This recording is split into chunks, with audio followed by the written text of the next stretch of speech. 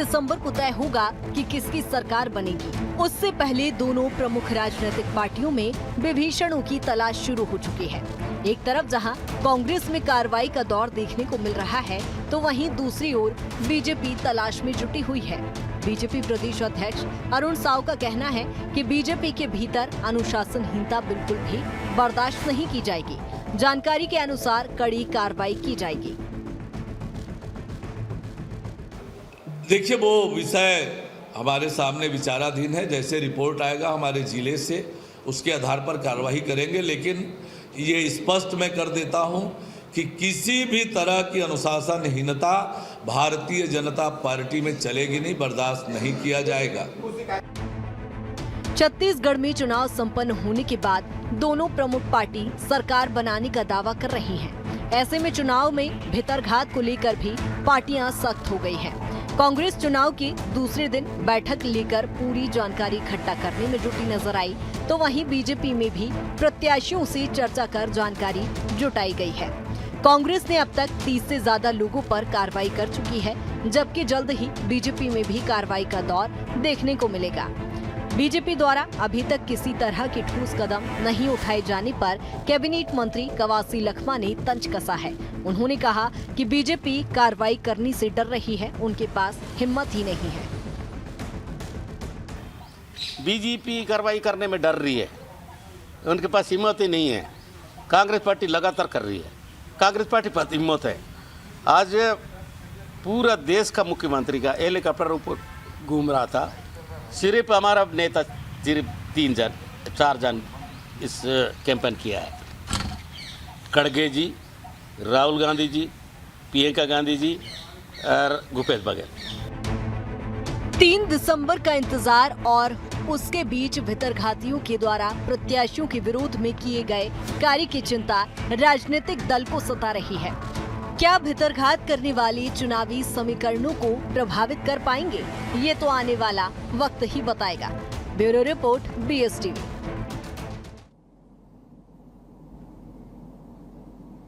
नमस्कार, जवाब तो देना होगा मैं, आप सभी का स्वागत है। मैं हूं डॉक्टर अवधेश मिश्रा। छत्तीसगढ़ की सियासत में 3 दिसंबर के इंतजार से पहले ही जिस तरह से लगातार सियासी गलियारों में भितरघात को लेके, विभीषण को लेके रण और युद्ध तेज हो चुका है, ये बताने के लिए काफ़ी है कि आने वाले समय में पार्टियां और अधिक इसमें शक्ति दिखाएगी। कांग्रेस बीजेपी से फिलहाल इस पे आगे नजर आ रही है। 30 से अधिक लोगों पे कांग्रेस ने अब तक कार्रवाई की है, तो वहीं बीजेपी लगातार आवेदन और शिकायत पत्र मंगाने का काम कर रही है। आज इसी विषय पे चर्चा करेंगे। 3 बेहद ही खास मेहमान हमारे साथ जुड़े, पहले उनका तारुफ आपसे करा देता हूं। बीजेपी की ओर से प्रवक्ता युवा नेता सुनील चौधरी जी हैं। सुनील जी, आपका स्वागत है। कांग्रेस की ओर से युवा नेता प्रवक्ता अनुभव शुक्ला जी हैं। अनुभव जी, आपका स्वागत है। वरिष्ठ राजनीतिक विश्लेषक पत्रकार अनिरुद्ध दुबे जी भी हमारे साथ है। अनिरुद्ध जी, आपका भी स्वागत है। सुनील जी, मेरा पहला सवाल आपसे है कि क्या मुहूर्त देखा जा रहा है बीजेपी में कार्रवाई को लेके? कांग्रेस ने तो 30 से अधिक लोगों को पार्टी से बाहर कर दिया या उन्हें नोटिस जारी कर दिया। जय जोहार, जय छत्तीसगढ़। देखिए, भारतीय जनता पार्टी में विद्रोह जैसी कोई अनुशासनहीनता जैसी कोई चीज ज्यादा नहीं है। कहीं पर छिटपुट यदि हो सकता होगा तो हो सकता है कि हो, और हमारे नेतृत्व ने मंडल स्तर पे भी कहा है कि इस प्रकार की यदि कोई कार्रवाइयों में लिप्त रहा है तो उसकी जानकारी पार्टी को दी जाए, और जानकारी यदि आती है उसके बावजूद भी उसमें जांचा परखा जाएगा, उसमें पूरे तथ्य निकाले जाएंगे, और उसके बाद यदि लगेगा कि सच में कोई कार्यकर्ता यदि इस प्रकार का कोई कृत्य किया है तो निश्चित रूप से सजा होगी। लेकिन भारतीय जनता पार्टी में ये बहुत मतलब 1-2% भी नहीं है। लेकिन कांग्रेस का आप देखेंगे कि 30 लोगों को इन लोगों ने पार्टी से निकाला है या नोटिस दिया है, और लगातार सबसे बड़ा उदाहरण तो मैं TS बाबा का देना चाहता हूं। TS बाबा ने कहा कि भले मैं 1 वोट से चुनाव जीतूं पर चुनाव जीतूंगा, तो समझ में आता है कि वहां भीतरघात हुआ है, उनको हराने के लिए भी लोग लगे थे। लेकिन तो सभी जगह हुआ है। सुनील जी, सरगुजा के किसी को भी नोटिस नहीं हुआ है। सवाल तो ये भी मैं लौटूंगा आपके पास। सुनील जी, एक बार मुझे अनुभव का रुख कर ले। तो अनुभव, क्या आपको लगता है कि 30 लोगों पे कार्रवाई करना, नोटिस जारी करना, निष्कासित कर देना, क्या संकेत आप लोग देना चाहते हैं, और किस अनुशंसा पे ये कार्रवाई की गई है? सबसे पहले तो आपको और आपके सभी दर्शकों को मेरा नमस्कार। देखिए, आपकी बात पे मैं सीधा आता हूं। जो आपने कहा कि क्या संकेत देना चाहती है पार्टी, तो पार्टी का वो संकेत जो आज से 100 साल पहले से पार्टी संकेत देती आई है, परंपरा, प्रतिष्ठा और अनुशासन, जिस पे हमारी पार्टी चलती है। लोकतांत्रिक परंपरा हो, सामाजिक न्याय की परंपरा हो, फ्री और फेयर इलेक्शन की बात हो, इस पे हमारी पार्टी का अटल विश्वास है और इसी पार्टी के विश्वास के साथ हम चुनाव लड़ते हैं। भारतीय जनता पार्टी की बात करेंगे तो विडंबना, अंतरकला और कुशासन, इसके आधार पे इनकी पार्टी चलती है। मैं एक उदाहरण दे देता हूं कि अभी साथी प्रवक्ता जिस रायपुर उत्तर क्षेत्र से आते हैं वही की बात बता रहा हूं कि लोकेश कावड़िया जी हों और अरोरा जी के सोशल मीडिया पे बहुत पोस्ट वायरल हो रहे हैं कि उन्होंने भारतीय जनता पार्टी के कार्यकर्ताओं से कहा है कि जाके जो निर्दलीय चुनाव में प्रत्याशी खड़े हुए थे अजीत कुकरेजा जी, उनको जाके वोट डाला जाए। ये तो इनकी अनुशासन है। इनके पास हिम्मत नहीं है अनुशासन को नियम में रखने की, अपने कायदे में रखने की अपने कार्यकर्ताओं को। हमारी पार्टी का इतिहास अगर आप उठा के देखें, चाहे ज्योतिरादित्य सिंधिया जी की बात हो, जब उनपे हमने अनुशासन की कार्रवाई की, चाहे अजीत जोगी जी की बात हो, उनके बेटे की बात हो, और अन्य बड़े नेताओं का भी आप उदाहरण ले सकते हैं। इतिहास उठा के आप देख सकते हैं। हमारी पार्टी हमेशा से नियम और कायदे में विश्वास रखने वाली पार्टी रही है। भारतीय जुमला पार्टी का अगर आप इतिहास देखेंगे तो बृजमोहन जी, कैसे नरेंद्र मोदी जी जो आज प्रधानमंत्री बन गए, उन पे इस प्रकार का अनुशासन दिखाते हैं कि उनको कुर्सी के नीचे छुपना पड़ता है। ओपी चौधरी पे ये इस प्रकार की बातें बहुत राजनीतिक गलियारों में हो रही है कि यहाँ रायपुर के जो नेता हैं वो उनको हराना चाहते हैं, क्योंकि अमित शाह जी बोल के जाए कि इनको बड़ा नेता, बड़ा आदमी बनाऊंगा अगर ये चुनाव जीतते हैं। उन पे अनुशासन की कार्रवाई करने की हिम्मत नहीं होती भारतीय जुमला पार्टी ठीक है में। अनवर जी, मैं लौटूंगा आपके पास। कुल मिला के आप ये कह रहे हैं कि बीजेपी में हिम्मत नहीं है कार्रवाई को लेकर, लेकिन आप जिस परंपरा की बात कह रहे थे कि कांग्रेस पार्टी में 100 सालों की परंपरा है, तो साहब ये भी बात सच है कि चुनाव परिणाम से पहले कभी भी इस तरह से कार्रवाई नहीं की गई। कांग्रेस की परंपरा बिल्कुल भी नहीं रही है। अनिरुद्ध जी इस पे ज्यादा प्रकाश डालेंगे। अनिरुद्ध जी, आपने अविभाजित मध्य प्रदेश से लेकर छत्तीसगढ़ के तमाम चुनावों को आपने देखा है, अनुभव किया है और विश्लेषण किया है। क्या ऐसी घटना या ऐसा दृश्य कभी आपको देखने को मिला हो कि चुनाव के ठीक बाद परिणाम से पहले ही इतने सारे लोगों पे कार्रवाई कांग्रेस ने कर दी हो? देखिए, एक चीज थोड़ा सा आपने क्या है कि अब आपने कहा कि आप पहले से देखते आ रहे हैं, तो मैं थोड़ा और पहले देखा था चुनाव के। महंत जी, डॉक्टर चरणदास महंत विधानसभा अध्यक्ष एक कार्यक्रम में थे और वो कहीं ना कहीं उसमें सरकारी कार्यक्रम माना जा सकता है, सरकारी कार्यक्रम था भी, माना क्या जा सकता है। अनिला भेड़िया जी थी वहां पे मंच में, मंत्री हमारे प्रदेश सरकार की। वहां पे महंत जी एक बहुत बड़ी बात कहे गए थे कि कुछ लोग जो है मेरी पत्नी को लोकसभा चुनाव में आगे देखना नहीं चाहते। मतलब ये मंच से कोई अगर इतना सीनियर नेता, बहुत जिम्मेदार व्यक्ति हैं महंत जी, क्योंकि हम और आप बरसों से देखते आ रहे हैं, तो अपने आप में बहुत बड़ी बात थी। तो लग यही रहा था कि मतलब ये जो हलचल उस समय तेज हो गई है, ये विधानसभा चुनाव के कुछ महीने पहले की बात है। फिर थोड़ा सा हम अभी के परिदृश्य में बात करें तो यहाँ पे दोनों तरफ से जो है मतलब ये है कि विरोध के स्वर उठे जब टिकटें कटी। यहाँ पे बात करें तो कांग्रेस में ये हुआ कि किस्मत लाल लन जो वर्तमान विधायक थे, उनकी टिकट कटी तो सरायपाली से वो जनता कांग्रेस से उतर गए। फिर ये अनूप नाग जी जो बस्तर की एक सीट से विधायक थे, उनकी टिकट कटी तो निर्दलीय उतर गए। वैसे गोरेलाल वर्मन जी पिछला चुनाव हार चुके थे, वो जनता कांग्रेस से पामगढ़ में उतर गए। तो ऐसे कांग्रेस में उदाहरण है। लेकिन बीजेपी में एक थोड़ी सी ठीक बात दिखाई दी, थोड़ी सी ठीक बात ये दिखाई दी कि पूर्व विधायक विमल चोपड़ा टिकट के दावेदार थे और ऐसा लग रहा था कि वो बागी होकर लड़ेंगे, वो कम से कम समझ गए नहीं लड़े। दूसरा देवजी पटेल जो 3 बार लगातार जो है वहां पे विधायक रहे धरसींवा क्षेत्र से, वो उन्होंने फार्म खरीद लिया था, लेकिन कुल मिला के स्थिति संभल गई। योगेश तिवारी जो पूर्व में एक बार विधानसभा चुनाव लड़ चुके हैं, बिल्कुल रायपुर दक्षिण से ही वो बेमेतरा से, हाँ बेमेतरा से था, और अवधेश जी, और कुल मिला के वहां भी स्थिति संभल गई। तो ये एक दृश्य सामने था। नहीं, बिल्कुल आप सही कह रहे हैं कि अनुशासनहीनता तब होगी जब आप अनुशासन के बाहर जाएंगे। आप कह रहे हैं कि बीजेपी ने संभाल लिया, लेकिन साहब मेरा सवाल यही है कि क्या कांग्रेस की ये परंपरा रही है कि चुनाव परिणाम से पहले ही लोगों को पार्टी से बाहर का रास्ता दिखा दिया जाए? ये जो है देखिए कांग्रेस की परंपरा, कांग्रेस ने तो ये भी मतलब एक दमदारी से बहुत अच्छा काम किया, या वो तो पार्टी तय करेगी, राजनीतिक दल तय करेंगे, हम कहने वाले नहीं होते, लेकिन 22 लोगों की टिकटें काटी, है ना, ये एक साहसिक कदम था। उसके बाद जो है वास्तव में जो है कि 30 लोगों के खिलाफ कार्रवाई दनादन, तो मैं ये पहली बार होते देख रहा हूं। और इसमें हालांकि संगठन में देखें तो दीपक बैज जी प्रदेश कांग्रेस अध्यक्ष हैं, लेकिन मैं ये मानता हूं कि चूंकि भूपेश बघेल जी पूर्व खुद प्रदेश कांग्रेस अध्यक्ष थे और संगठन में जो है उन्होंने एक पहचान बनाई और एक छाप छोड़ी, वो हमेशा याद रखी जाएगी। तो कहीं ना कहीं मुझे लगता है कि मुख्यमंत्री जी ने भी काफी सख्ती बरती और उनके सुझावों पर अमल करते हुए दीपक बैज जी ने इतनी कड़ी कार्रवाई की। बिल्कुल सही है। सुनील जी, मैं आपके पास लौट रहा हूं। बड़े गंभीर आरोप लग रहे हैं कि आप लोग हिम्मत नहीं जुटा पा रहे, खुली बगावत, खुला विद्रोह, खुला विभीषण आपके पार्टी में घूम रहे हैं, लंका लगाने, लंका जलाने की तैयारी की जा रही है, लेकिन आप लोग ताकत नहीं दिखा पा रहे, शक्ति नहीं दिखा पा रहे कार्रवाई को लेके। केवल अभी तक शिकायतें मंगवा रहे आप मंडल से, जिला स्तर से। अध्यक्ष आपके कहते हैं कि जिला से जानकारियां आ रही है, जानकारियां तो दूसरे दिन आ गई होगी। आप भी इलेक्टोरल पॉलिटिक्स के बड़े नेता हैं, आप भी चुनाव लड़ चुके हैं, आप जनप्रतिनिधि रह चुके हैं। देखिए, कांग्रेस पार्टी में हार का ठीकरा कहां फोड़ा जाए, इसके लिए कार्रवाई हो रही है।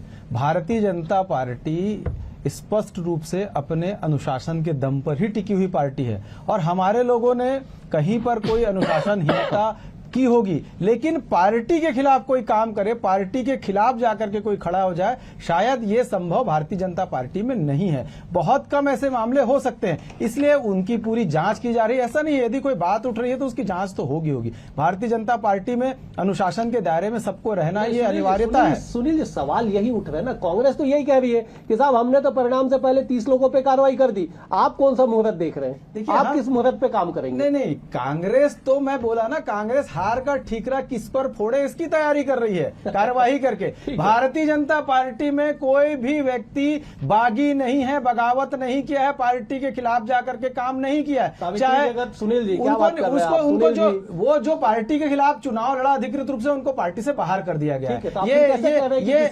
नहीं, ये देखिए, चुनाव लड़ना अलग विषय है और आप अभी जिस विषय पे बात कर रहे हैं कि पार्टी में भीतर घात किसने किया, विभीषण की बात आप कर रहे हैं, तो भारतीय जनता पार्टी में विभीषण नहीं है, विभीषण तो कांग्रेस में सबसे ज्यादा है। और अभी लोकतंत्र की दुहाई दे रहे थे साथी मेरे भाई अनुभव जी, मैं इनको बताना चाहता हूं, इंदिरा जी का जब चुनाव निरस्त हो गया उसके बाद इस देश में आपातकाल उन्हीं ने लगाया। लोकतंत्र की सबसे बड़ी हत्यारी कोई है तो कांग्रेस पार्टी है। और आज जो कांग्रेस है वो भी टूट टूट करके बनी है इंदिरा कांग्रेस। आज की कांग्रेस आई है, कांग्रेस इंदिरा है, उसके पहले की कांग्रेस और अलग अलग रही है। तो भैया, लोकतंत्र की दुहाई हमें मत बताइए। भारतीय जनता पार्टी का कार्यकर्ता कहीं पर कोई विभीषण की मुद्रा में नहीं होता, कहीं जयचंद नहीं होता, वो तो इनके यहां होते हैं। आप देखिए, अजीत कुकरेजा रायपुर उत्तर में लड़ गए कि नहीं लड़ गए। और आरोप प्रत्यारोप की बात है, दूध का दूध, पानी का पानी। देखिए, माननीय लोकेश कावड़िया जी ने श्री रामू रोहरा जी के भाई पर आरोप लगाया है कि उन्होंने एक अपने समाज के हिसाब से उन्होंने काम।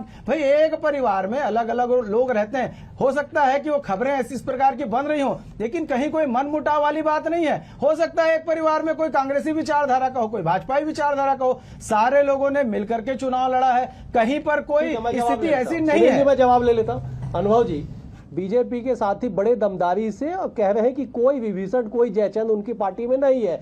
जिसने चुनाव लड़ा अधिकृत रूप से पार्टी से बाहर जाके, उसे पार्टी ने बाहर का रास्ता दिखा दिया। पार्टी में रह के भीतरघात की कोई शिकायतें नहीं पहुंची है।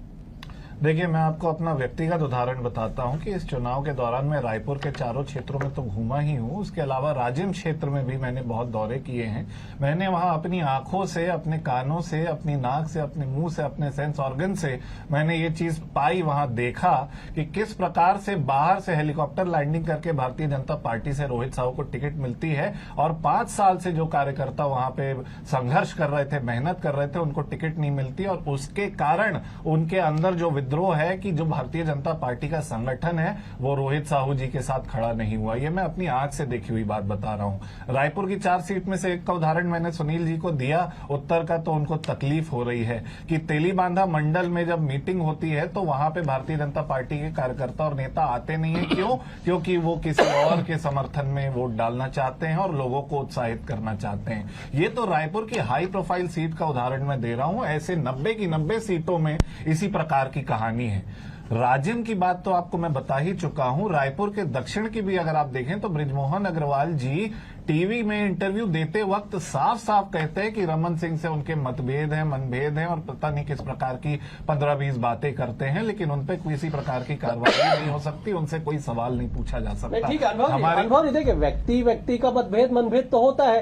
कांग्रेस पार्टी में भी इस तरह के दर्जनों उदाहरण है कि किसके बनाम किसकी जो युद्ध है, शीत युद्ध है, वो जग जाहिर है। व्यक्तिगत ना जाके अगर पार्टी राजनीति पे बात करें तो जिस तरह से बीजेपी दावा कर रही है कि कोई जयचंद नहीं है उन पे, मैं लौटूंगा इस सवाल के साथ आपके पास। मैं एक बार अनिरुद्ध जी का रुख कर लेता। अनिरुद्ध जी, क्या आपको लगता है कि किसी भी राजनीतिक दल में कोई विभीषण ना हो और उसके बाद ये कह दिया जाए कि हमारे पार्टी में तो सबने सब अच्छे से काम किया है, तो फिर आप शिकायत किस चीज की मंगवा रहे हैं? आप अरुण साहू जी कहते हैं, इनके अध्यक्ष बीजेपी के, कि हम मंडलों से, जिलों से हम शिकायतें मंगवा रहे हैं और शिकायत के आधार पर कार्रवाई की जाएगी। वो इस बात को बड़े दमदारी से कहते हैं अरुण साहू जी कि किसी को भी छोड़ा नहीं जाएगा, जिसने भी अनुशासनहीनता की होगी उसके खिलाफ कार्रवाई की जाएगी। अगर यहाँ पे कोई अनुशासनहीनता का प्रकरण नहीं है तो आप कार्रवाई किस पे करेंगे और आवेदन किसके लिए मंगवा रहे हैं? देखिए अवधेश जी, जहां तक के आपने दो नाम लिए, एक तो विभीषण और दूसरा जयचंद और मीर जाफर के अगर कहीं नाम आया तो वहां तो बात समझ में आती है, क्योंकि एक जमाने में जब राजीव गांधी का जो है विश्वनाथ प्रताप सिंह और विद्याचरण शुक्ल जी और कई नेताओं ने साथ छोड़ा था तो उन्होंने इस्तेमाल किया था जयचंद और मीर जाफर। लेकिन अब विभीषण की जो बात है तो सत्य के मार्ग में चलने वाले भगवान राम के साथ खड़े थे, लेकिन इसे आप नहीं कर रहे हैं, मतलब सारी दुनिया आजकल विभीषण को जो है बदनाम कर रहे हैं, नकारात्मक लेके चल रही है। वो लेके कहने लगी है। दरअसल कहा यही गया कि लंका तभी जला जब विभीषण ने सारी जानकारियां दी, और उसीलिए कहा जाता है कि लंका अब जलेगी नहीं, लंका लग जाएगी। अवधेश जी, लेकिन पाप की लंका कहा जाता था, आप इस पर भी गौर करिए। खैर, लेकिन एक आज डिबेट में बहुत एक रोचक बात ये देखने मिल रही है अवधेश जी, रायपुर उत्तर जिसका उल्लेख अनुभव ने किया, सुनील चौधरी ने किया, आपने किया, लेकिन एक चीज मैं पकड़ूंगा यहाँ पे, जो मतलब एक है, सुनील चौधरी ने कहा कि एक परिवार में दो अलग अलग विचारधारा वाले हो सकते हैं, एक कांग्रेस में हो सकता है, भाजपा। बिल्कुल सही कहा सुनील भाई, मैं सहमत हूं। लेकिन मैं एक चीज कहना चाहूंगा सुनील भाई, जिस रायपुर नगर निगम में आप पार्षद रहे, उसी रायपुर नगर निगम में पूर्व में लोकेश कावड़िया जी नेता प्रतिपक्ष थे, भारतीय जनता पार्टी की सीट से पार्षद थे और नेता प्रतिपक्ष थे। उनकी शिकायत जो है पब्लिश हुई समाचार पत्र में बड़े बड़े हेडिंग के साथ, और उसमें जो है कि जो धमतरी के भारतीय जनता पार्टी के नेता है रामू रोहरा, उनके भाई जो है रायपुर में आके जो है पूरी तरह जो है मतलब दूसरी लाइन में खड़े नजर आए, और वहां पे सिंधी समाज को उन्होंने जो है मतलब कहा कि जो है वहां पे अजीत कुकरेजा जो बागी होकर कांग्रेस से लड़े उसका समर्थन किया जाए। ठीक है सुनील चौधरी जी, मैं आपकी बात मानता हूं, वास्तव में दो अलग अलग विचारधारा के लोग हो सकते हैं, लेकिन फिर लोकेश कावड़िया जी ये कैसे कह गए? अगर कि रामू रोहरा जी की बात है तो रामू रोहरा जी को भी उनने लपेट दिया। तो कुल मिला के जो भारतीय जनता पार्टी में सुनील जी कहीं ना कहीं असमंजस की स्थिति नजर आती है, उलझाव नजर आता है। ये बहुत अच्छी बात है कि आपका नजरिया साफ है, लेकिन मेरे सवाल जो है लोकेश कावड़िया जी को लेकर खड़े हो रहे हैं। और दूसरी बात जो है अवधेश जी की बात थी कि उन्होंने कहा कि साव जी क्या किसी वक्त का इंतजार कर रहे हैं, तो मुझे लगता है कि देखिए भारतीय जनता पार्टी तो वैसे भी अवधेश जी 3 साल तक के तो लगातार जो है मतलब है कि एक तनाव, क्या कहना चाहिए, एक निराशा के दौर से गुजरी है।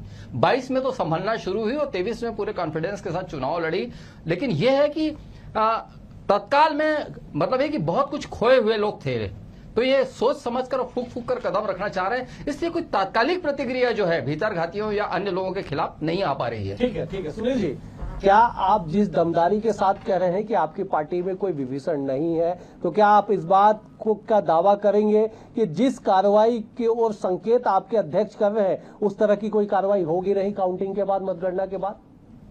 देखिए, भारतीय जनता पार्टी में यदि सबको लगता है तो यहाँ लोकतांत्रिक व्यवस्था है, किसको शिकायत करने का अधिकार है। हो सकता है किसी प्रत्याशी को लगे, उनके चुनाव संचालक को लगे, भाजपा के किसी कार्यकर्ता को लगे कि अमुक व्यक्ति जो है वो कहीं ना कहीं पार्टी के खिलाफ काम किया है, तो भाई आप स्वतंत्र, हमारी पार्टी लोकतांत्रिक व्यवस्था में विश्वास करती, स्वतंत्र भारत की पार्टी है, तो हम कैसे, भाई सुनने का अधिकार तो होना चाहिए ना, अपनी बात को रखने का अधिकार होना चाहिए। तो हमारे अध्यक्ष जी ने कहा कि आप शिकायत दीजिए यदि आपके पास कोई जानकारी है, लेकिन मैं विश्वास से कह रहा हूं कि ऐसी कोई ज्यादा जानकारी कहीं से नहीं आ रही है। हो सकता है कि कुछ एक जगह से जानकारी आए भी तो उस पर जांच की जाएगी और उचित कार्यवाही की जाएगी। भारतीय जनता पार्टी में कोई जयचंद नहीं होता है। भारतीय जनता पार्टी का कार्यकर्ता यदि किसी से उसका कोई मनभेद हो गया है तो वो पार्टी के लिए किसी अन्य स्थान पर जाकर के काम करेगा, लेकिन पार्टी के खिलाफ काम नहीं करेगा। वोट देने आएगा तो भारतीय जनता पार्टी को ही वोट देगा, उसका पूरा परिवार भारतीय जनता पार्टी को यदि समर्थक है तो वोट देगा, तो और सारे भारतीय जनता पार्टी के लोग भारतीय जनता पार्टी के प्रत्याशी को जिताने के लिए ही काम करेंगे। हो सकता है जैसे बातें आ रही है, लेकिन कांग्रेस में आप देखेंगे कि लगातार प्रत्याशी की बात कर रहे थे, अरे बहुत जगह तो जैसे आप कसडोल में यहां से भेज दिए, महंत जी को बाहर से ला करके यहां पर लड़वा दिए। कांग्रेस में तो भागा भागम भाग की स्थिति थी, धरसीवा की वही स्थिति हो गई। छाया वर्मा जी को भेज दी, वो बलौदा बाजार से टिकट मांगना चाह रही थी, तो बलौदा बाजार में ऐसे व्यक्ति को भेज दी है कि वो कभी बलौदा बाजार जाते ही नहीं थे। तो कुल मिलाकर के कांग्रेस की स्थिति आप देखेंगे तो ये अब यही ढूंढ रहे हैं कि हार का ठीकरा किस पे फोड़ेंगे, तो वही बात यही ढूंढ रहे हैं। सुनील जी, वही बातें आ रही है कि हार का ठीकरा फोड़ने के लिए आप सिर्फ ढूंढ रहे, मुंडी ढूंढ रहे। अनुभव जी जवाब दे दीजिए। देखिए, हो सकता है कि हमारी पार्टी हार का ठीकरा ठोकने के लिए किसी को ढूंढ रही हो। इनको ढूंढने की जरूरत नहीं, क्योंकि इनका हार का ठीकरा जो है वो पनौती पे जाएगा। पनौती जो है, जिनके कारण यहाँ पे चुनाव का जो भी संचालन और प्रचालन हुआ है, उनके आदेश और उनके निर्देश, इनके आका जो दिल्ली में बैठे हैं उनके निर्देश पे हुआ है, तो हार का ठीकरा भी पनौती पे जाएगा। अभी अभी 2 उदाहरण दिए गए, जैसे रायपुर उत्तर का उदाहरण दिया मैंने। राज्य में मैं अपनी आंखों से जो देख के आया हूँ कि भारतीय जनता पार्टी के कार्यकर्ता किस तरीके से रिपीट मत कीजिए, वही बात आ रही हूँ कि आगे बढ़िए आप। मैं वही बता रहा हूं कि ये तो मैंने अपनी आंखों से देखा हुआ है। ऐसे न जाने कितने उदाहरण हैं जहां पे इस तरीके के भेद करके दूसरों को जिताना, दूसरी पार्टी को हराना, अपनी पार्टी को हराना, इस तरीके की राजनीति भारतीय जनता पार्टी के नेता छत्तीसगढ़ में करते आए हैं। अब ये कहते हैं कि ये नहीं कह रहे हैं। मैं वही कहना चाह रहा हूं कि इसका मतलब साफ है कि ये पनौती पे जिम्मेदारी डालना चाहते हैं कि पनौती जो है उसके कारण ये चुनाव जीतेंगे या चुनाव हारेंगे। जो हारना इनका तय है 3 दिसंबर को। ठीक है अनिरुद्ध जी, आखिरकार वो शब्द फिर से निकल ही गया जिसपे देश भर में चर्चा है, और भारत निर्वाचन आयोग ने इस शब्द के लिए राहुल गांधी को भी नोटिस किया हुआ है। अनिरुद्ध जी देखिए क्या है अवधेश जी, मतलब एक शब्द पे, मतलब मैं वाक्य पे तो मैं सुनता था कि इतनी बहस, लेकिन एक शब्द पे जो इतनी चर्चा पनौती की, खास करके जो है फाइनल क्रिकेट मैच हुआ और इसमें इंडिया हार गई ऑस्ट्रेलिया से, उसके बाद तो बहुत होने लगा। अब ये देखिए कि क्या है कि एक और इसके साथ साथ जो विस्तृत बहस ये चल रही है, मतलब मैं विस्तृत पे नहीं जा रहा हूं, मैं उसको संक्षेप में बता रहा हूं। बोले लोग कह रहे हैं कि बहुत तो पप्पू कहा करते थे, अब पनौती सुनना पड़ रहा है, और दोनों उसमें भी पा है और इसमें भी पा है। तो ये जो पा शब्द जो है राजनीति के लिए पप्पू और पनौती बहुत खतरनाक हो गया है। मैं तो नहीं समझता कि कभी किसी को पप्पू कहा जाना चाहिए। भाई क्यों किसी को पप्पू कहोगे? पप्पू बहुत सारे नाम वाले हैं, तो क्यों पप्पू जो नाम वाले हैं उनका आप अनादर करते हो? वो भी जो सम्मानित लोग हैं। और रही बात पनौती, तो अभी ये हो गया अवधेश जी की पहली बार ऐसा हुआ कि अभी जो पनौती जब शब्द जो है भारत और ऑस्ट्रेलिया के मैच के बाद जो है ये जो शब्द जोर पकड़ा, तो लोग गूगल में सर्च करके समझने की चेष्टा की कि ये पनौती होता क्या है। बिल्कुल सही। लेकिन अनिरुद्ध जी, बात यही है कि एक एक शब्द पे चुनाव के परिणाम पलट जाते हैं। लोकसभा का चुनाव हमने देखा था कि मणिशंकर अय्यर ने क्या कहा था, उसके बाद परिणाम क्या हुआ देश के सामने है। सुनील जी जवाब दे दीजिए, हार का ठीकरा फोड़ना आप किस पे फोड़ेंगे, ये बात तय है। उस शब्द का इस्तेमाल मैं नहीं करना चाहता हूँ। देखिए इनको सब समझ में आ गया है, ये जो शब्द बोलना चाहे बोल ले, अभी जो बोल रहे हैं उसका जवाब इनको मिलने वाला। हाँ ठीक है, आप पनौती मानते हैं तो उसी पनौती की बदौलत धारा 370 हट गई, उसी पनौती की बदौलत भगवान राम का मंदिर बन गया, उसी पनौती की बदौलत भारत जो है वो 4थे नंबर की अर्थव्यवस्था बन गई, उसी पनौती की बदौलत लोगों के घर के मकान बन गया, उसी पनौती की बदौलत आप हम ये माने कि लोगों के शौचालय बन गए, माताओं बहनों को इज्जत से जीने का अधिकार मिल गया। लेकिन कांग्रेस को यह बर्दाश्त नहीं होगा। सुनील जी समय का अभाव है, मुझे डिबेट को यहाँ पे समाप्त करना पड़ेगा। सुनील जी समय का अभाव है। आप तीनों मेहमानों का बेहद शुक्रिया। सुनील जी आपका शुक्रिया, अनुभव जी आपका शुक्रिया, अनिरुद्ध जी आपका भी शुक्रिया। कुल मिला के ये कि छत्तीसगढ़ के सियासत में 3 तारीख के इंतजार से पहले ना जाने और कितनी तरह की राजनीति देखने को मिलेगी। दावे वादे एक तरफ, जनता जनार्दन का मत एक तरफ। कुल मिला के 3 तारीख को ही पता चल पाएगा कि कौन सी पार्टी राज करेगी और कौन सी पार्टी अपने दावों वादों के साथ में विपक्ष की भूमिका निभाएगी। आज के लिए इतना ही। फिलहाल कल फिर एक विषय के साथ होगी मुलाकात, तब तक के लिए नमस्कार।